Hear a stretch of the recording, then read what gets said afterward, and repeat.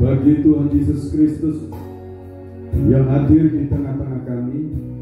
Engkau yang layak dipuji, layak ditinggikan, layak diagungkan. Engkau Tuhan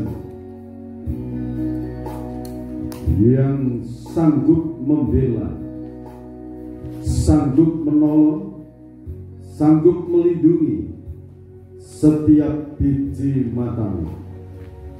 Saat ini Kau curahkan Roh Kudus double porsi untuk mengurapi kami hamba-Mu. Bukan lidah hikmat, lidah kuasa, lidah urapan yang kuat dari tahta Allah mengalir, melimpah dalam kehidupan kami hamba-Mu, melimpah dalam kehidupan kekasih-kekasih jiwa-Mu, dimanapun mereka berada. Saat ini kami yang berkumpul di hadapan-Mu ini siap diberkati. Anak-anak yang akan mendengarkan firman-Mu melalui tayang YouTube, diberkati mereka dimanapun mereka berada. Tuhan melamar, Tuhan memberkati dengan kasih dan rahmat Tuhan. Terima kasih Bapa. Kami siap Kau berkati, kami siap Kau sembuhkan yang sakit oleh kuasa bilur-bilur Tuhan Yesus Kristus. Di dalam nama Tuhan Yesus Kristus hamba berdoa dan ucap syukur. Amin.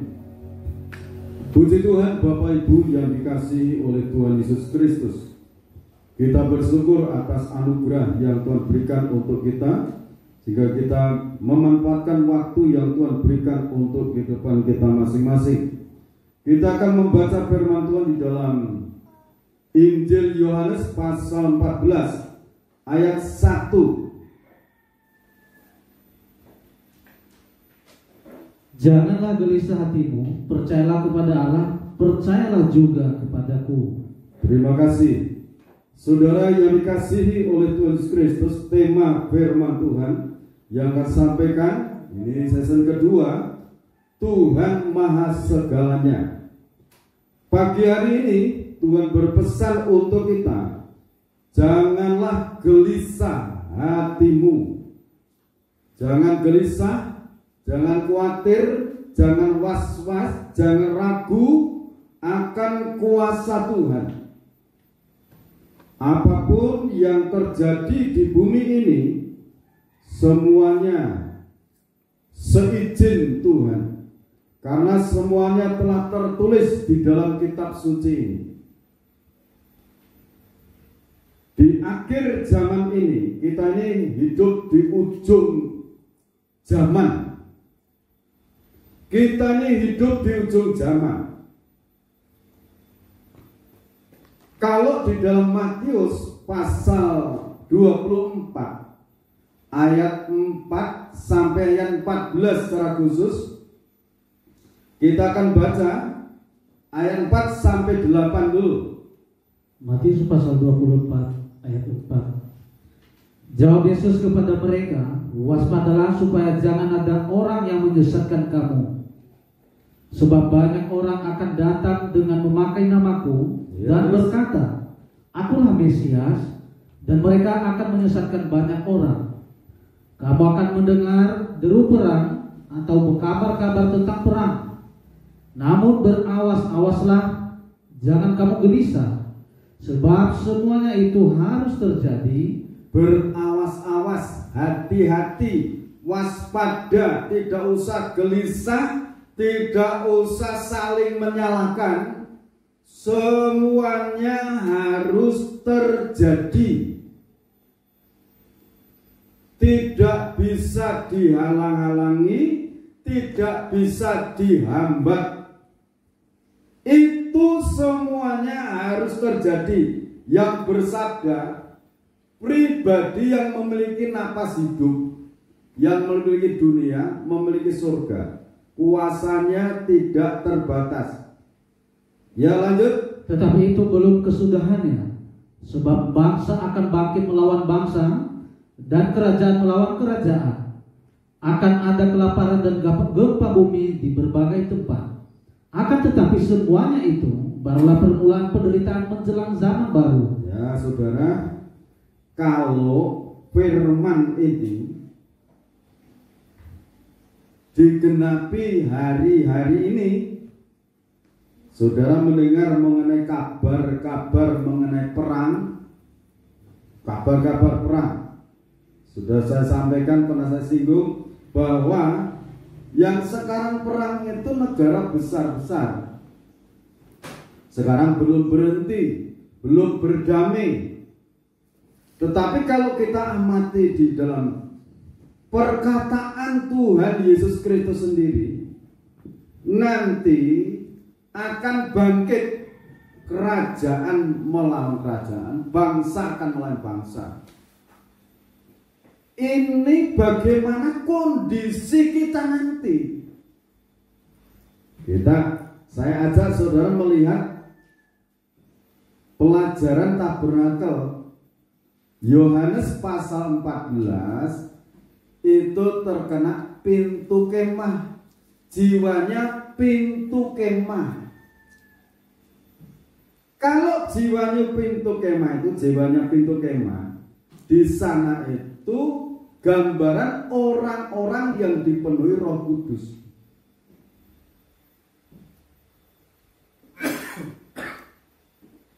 Gambaran orang-orang yang dipenuhi Roh Kudus.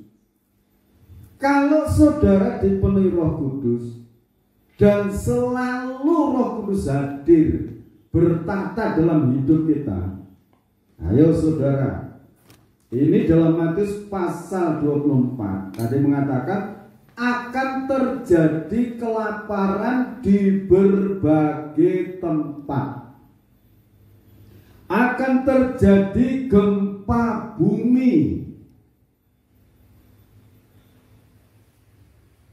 Kita perhatikan, kalau di dalam pintu kemah itu tidaknya berhenti di pintu kemah, Roh Kudus akan menuntun masuk ke dalam ruang suci.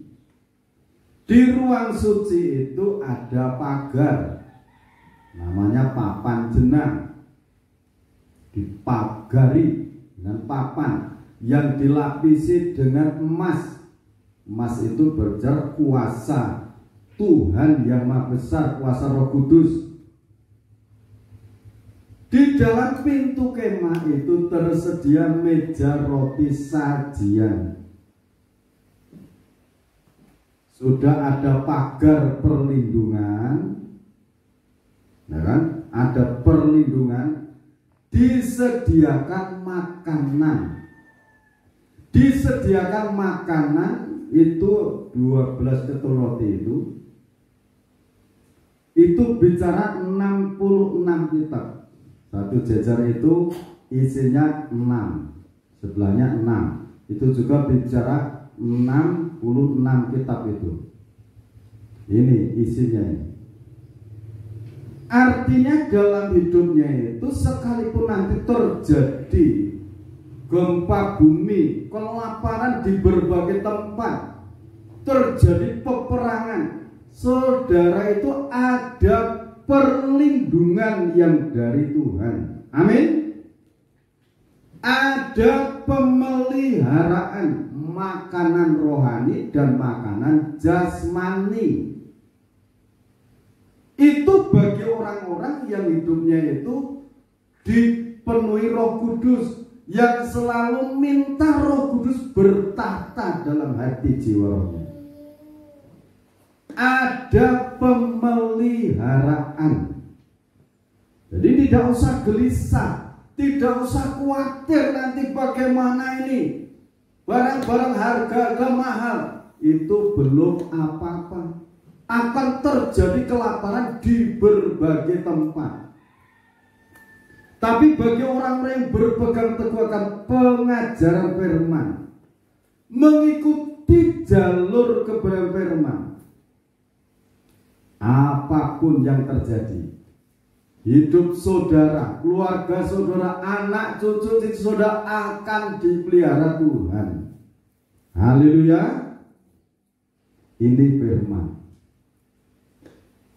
Nanti situasi kegelapan terjadi di mana-mana, kejahatan. Di sana ada pelita emas, ada terang. hidupnya dalam kebenaran kesucian firman, itu ada terang. Roh Kudus menerangi. Aktivitas gereja pada saat-saat itu menyembah, memuji, memuliakan nama Tuhan.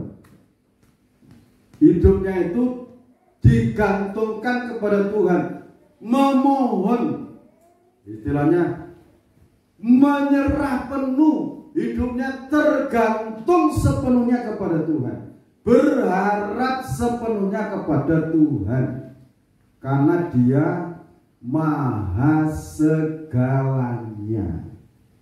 Amin. Jadi kalau hidup saudara itu dibaptis Roh Kudus, dipimpin Roh Kudus, masuk ruang suci, disediakan meja roti saja. Jadi kalau saudara mendengar nanti ada kelaparan ini, ada barang-barang mahal, jaminan firman Tuhan adalah iya dan amin. Haleluya. Akan terjadi, saudara. Tidak usah gentar, tidak usah takut.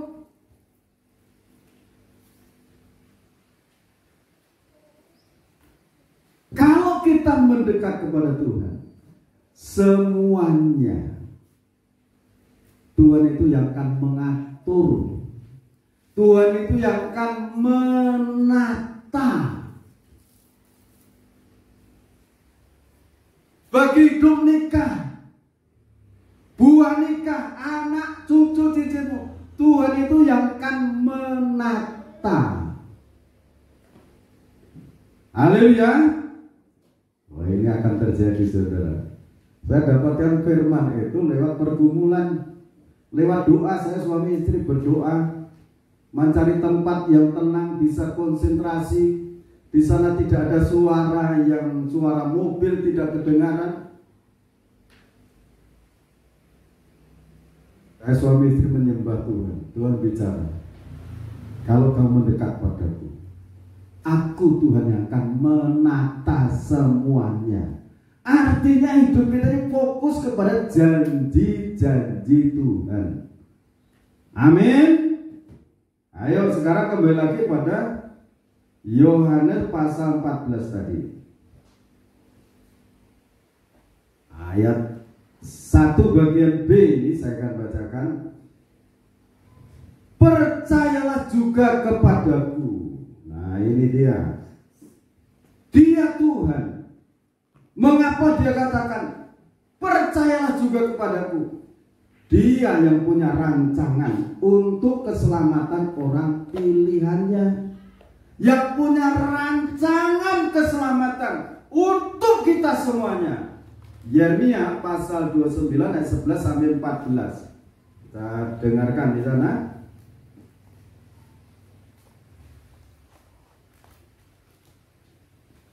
Yeremia pasal 29, 11 dan 12. Sebab aku ini mengetahui rancangan-rancangan apa yang ada padaku mengenai kamu. Demikianlah firman Tuhan, yaitu rancangan damai sejahtera dan bukan rancangan kecelakaan, untuk memberikan kepadamu hari depan yang penuh harapan. Amin, saudara. Tuhan itu yang punya rancangan keselamatan, pemeliharaan, pertolongan, perlindungan untuk umat pilihannya.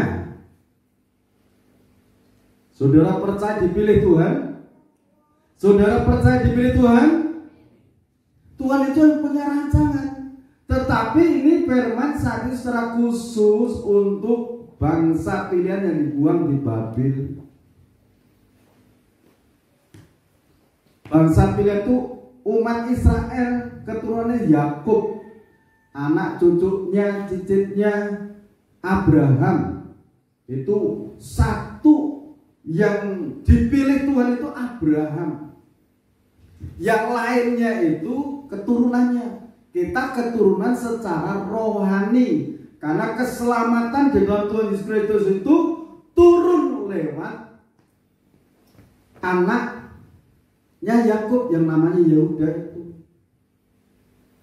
Sekarang di akhir zaman ini nanti keselamatan keselamatan, berita Injil itu harus sampai kepada bangsa Israel, bangsa pilihan Allah itu. Ini rancangan keselamatan untuk mereka akhir zaman. Yang akan dipakai siapa? Saudara semuanya, kita akan dipakai Tuhan untuk menjangkau mereka, memberitakan berita keselamatan. Kalau tidak bisa ke sana, kita berdoa untuk keselamatan bangsa pilihan ini. Berdoa, menyembah, memuji, muliakan nama Tuhan. Dan ini saudara, firman ini akan terjadi. Rancangan Tuhan itu hari depan yang penuh harapan. Tolak belakang kan? Dengan dunia ini bertolak belakang. Dunia semakin digoncang, tetapi bagi orang-orang pilihan Allah, masa depannya akan penuh pengharapan. Mengapa dikatakan demikian? Tadi sudah disampaikan oleh Tuhan Yesus Kristus sendiri dalam Injil Matius. Ada pemeliharaan di tengah-tengah kesukaran. Kenapa? Saudara dibawa masuk ke ruang suci, disediakan makan rohani dan disediakan makan secara jasmani. Saudara percaya diberkati, tidak percaya firman ini akan digenapi. Kalau saya milih yang percaya, amin. Ini kalau saya milih yang percaya daripada tidak percaya, firman digenapi, kita tidak dapat apa-apa.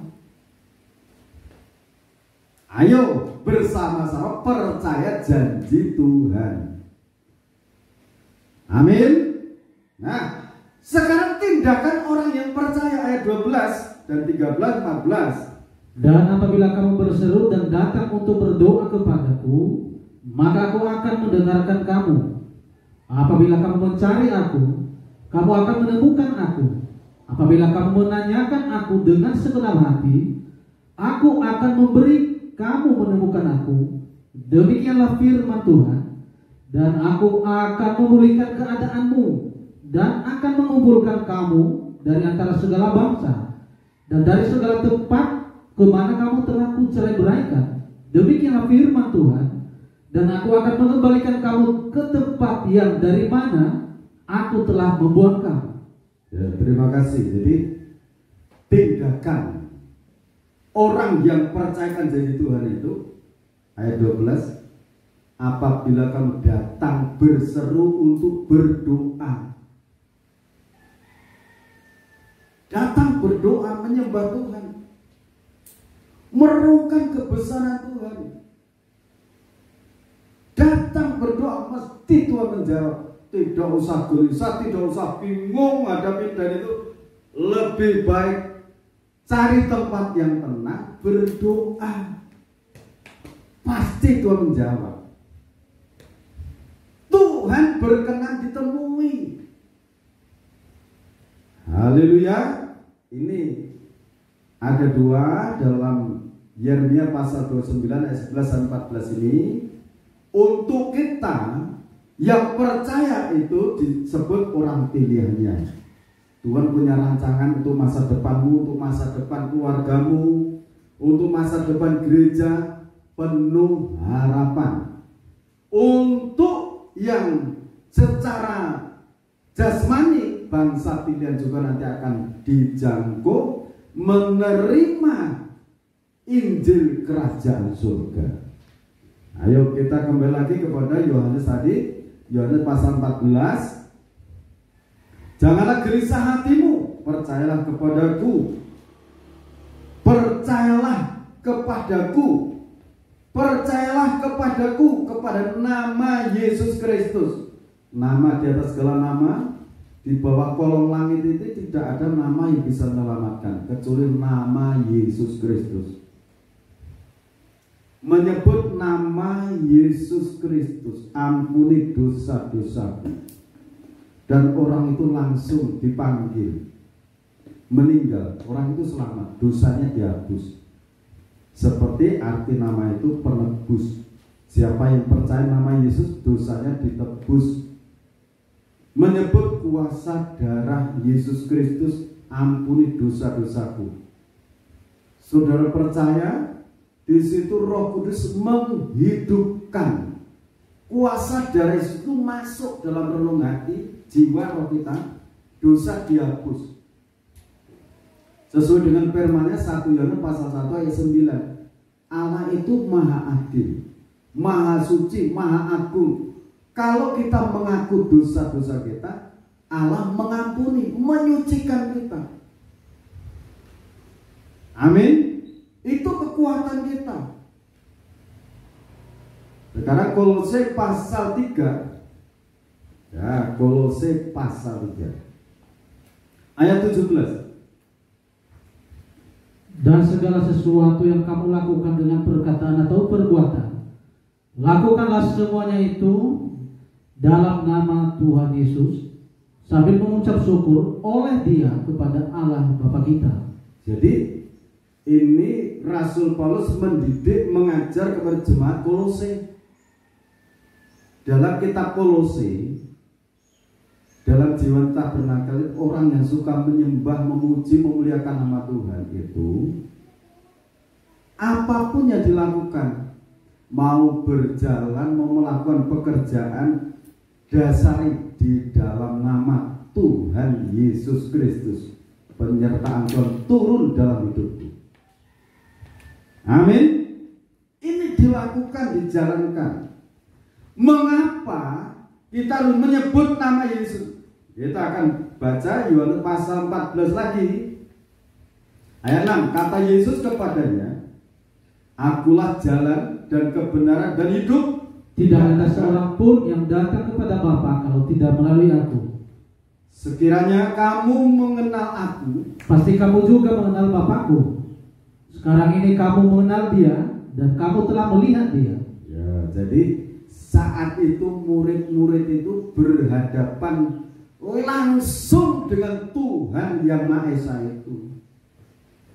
Siapa yang melihat aku itu melihat Bapa, Allah yang Maha Besar, Tuhan yang Maha Esa. Itu kata Yesus. Yesus itu kebenaran. Yesus itu jalan menuju surga. Sekarang ayat yang ini saya bacakan. Di rumah Bapakku banyak tempat tinggal. Jika tidak demikian, tentu aku mengatakannya kepadamu, sebab aku pergi ke situ untuk menyediakan tempat bagimu. Jadi Yesus Kristus itu sekarang di surga itu menyediakan tempat bagi orang-orang yang percaya. Misalnya hari ini ada orang yang percaya pada Tuhan Yesus Kristus, langsung di situ kuasa Roh Kudus memberitahu di sana kepada pribadi Allah yang Maha Besar itu. Langsung diberi tempat di sana, disediakan tempat di surga. Di surga saja disediakan tempat, apalagi di bumi ini hanya sementara. Tuhan pasti juga menyediakan tempat bagi saudara, rumah, tempat usaha saudara, pasti Tuhan menyediakan. Dan apabila aku telah pergi ke situ dan telah menyediakan tempat bagimu, aku akan datang kembali dan membawa kamu ke tempatku. Nah, saudara perhatikan ini. Kalau sudah selesai menyediakan, aku akan datang kembali ke dunia ini, membawa kamu ke tempatku, ke surga itu. Amin. Yesus itu kuasanya tak terbatas. Dia berkuasa menyediakan tempat bagi kita di surga.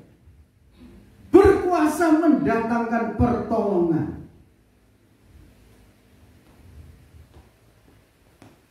Aku datang kembali dan membawa kamu ke tempatku supaya di tempat di mana aku berada, kamu pun berada. Amin, saudara. Haleluya. Saudara percaya ini firman akan terjadi? Tapi terjadi, saudara. Jadi sebelum kedatangannya Dia yang Maha Besar itu, ini dalam Injil Matius tadi akan digenapi. Semuanya akan digenapi. Kita dijamin ada perlindungan karena kekasih surgawi yang menjamin tubuh, jiwa, raga kita, keluarga dijamin ada pemeliharaan. Amin. Semoga firman Tuhan ini menjadi berkat untuk kita semuanya, untuk saudara-saudaraku dimanapun saudara berada. Kesempatan untuk mendengarkan firman melalui video di YouTube, silahkan perhatikan dan imani. Dekatkan dirimu kepada Tuhan. Tuhan nanti akan menata semuanya, menurunkan perlindungan pemeliharaan untuk keluargamu, putra putri, cucu cicitmu, usahamu. Tuhan akan melindungi. Seperti ruang suci ada pagar, pagarnya berlapis. Firman ini akan dilanjutkan untuk season ketiga. Terima kasih. Tuhan memberkati. Kita nyanyikan pujian tak terbatas kuasa-Mu Tuhan.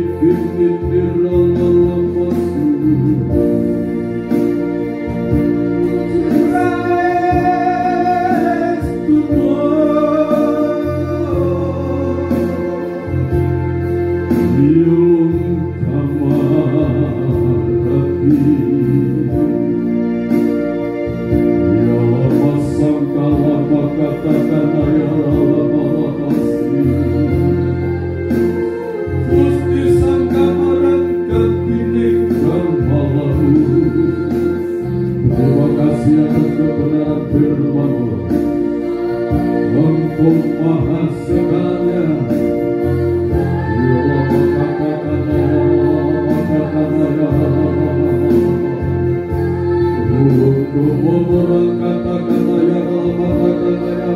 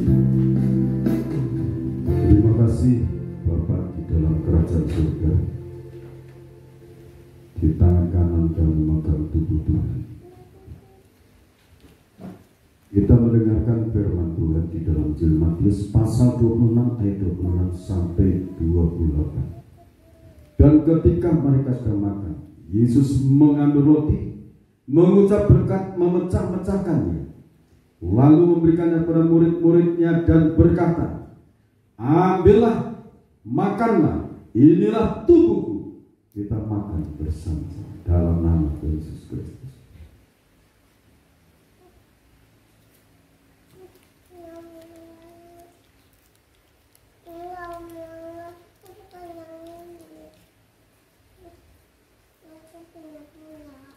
Sesudah itu ia mengambil cawan, mengucap syukur, lalu memberikannya kepada mereka dan berkata, minumlah kamu semua dari cawan ini, sebab inilah darahku, darah perjanjian yang ditumpahkan bagi banyak orang untuk pengampunan dosa. Di dalam nama Yesus Kristus.